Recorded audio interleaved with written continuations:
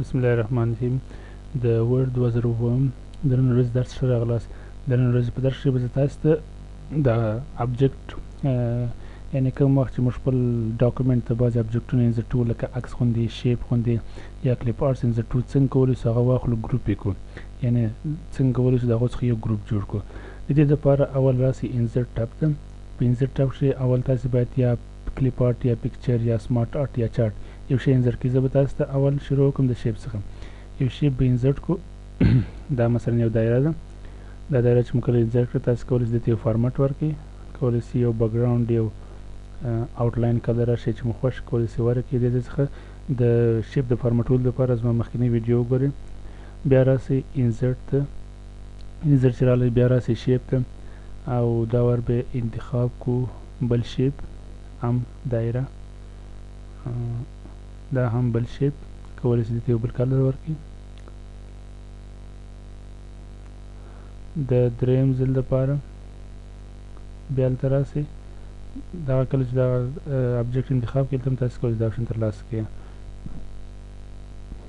دا درې ابجکټ مو واخیستل، خپل صفحې ته مو انسرټ کړل.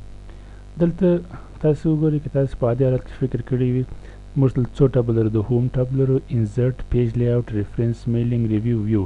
اما موږ بل اکسټرا یا اضافه ټاب نه لرو چې د هغه په واسطه باندې وکولو چې د خپل شیپ ته ډیزاین ورکړو. د شیپ ته ډیزاین ورکولو دپاره موږ باید څه وکړو؟ اول پر یو شیپ باندې ماسې کلیک کړئ، خپله اتومات تاسې دغه د فارمټ ټاب خلاصېږي او په دې ریبن کې موږ ډېر د فارمټ او ډیزاین لپاره سیټینګونه او اپشنونه لرو. د دې د پوهېدو دپاره چې تاسو څنګه داسې کولی شئ استفاده ځینې وکړئ مخکینی ویډیو وګورئ. اوس مو چې دلته یو اپشن یو شیپ مو انتخاب کړئ وبخښئ، خپل په کیبورډ کې د شفټ کی کښېکاږئ، راسئ ټول شیپونه کلیک کړئ. درې سره شیپ انتخاب سوله یا درې سره آبجکټ انتخاب سوله. د هغې څخه بعد راسئ په دې کونج کې د ګروپ دپاره موږ یو اپشن لرو. ګورئ ګروپ، دا کلیک کړئ، دلته لیکلي د ګروپ کلیک کړئ. اوس دغه شیپ یو ګروپ سو. د ګروپ څخه منظور دا چې اوس درې سره شیپونه چیش کېږي داسې فرض کېږي یا داسې حسابېږي لکه یو شیپ غوندې. که اوس زه غواړم چې دې سایز غټ کړم، ګورئ د درو سره سایز به تغیر کړي. غواړم ځای ته انتقال ورکړم، درې سره به د ځای څخه حرکت کړي، یعنې درې شیپه دي مګر همداسې فرض کېږي چې یو شیپ دی. که تاسې اوس کوم ډیزاین یا کلر یو شی ورکړئ درې سره به یو کلر اخلي.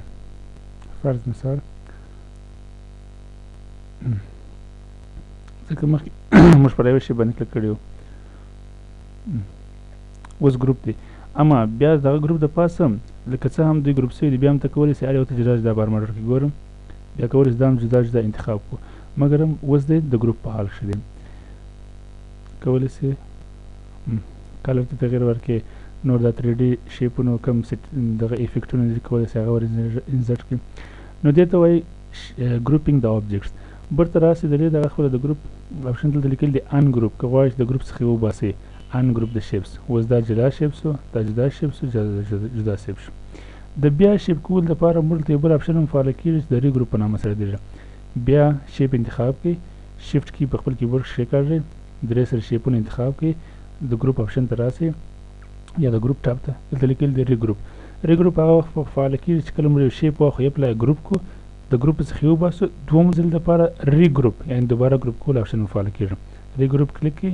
اوس بیا هم درې سره د یو آبجکټ په شکل باندې فرض کېږي. خدای دې وکړي چې پوه سوي وي. تر بل درسه د خدای په امان.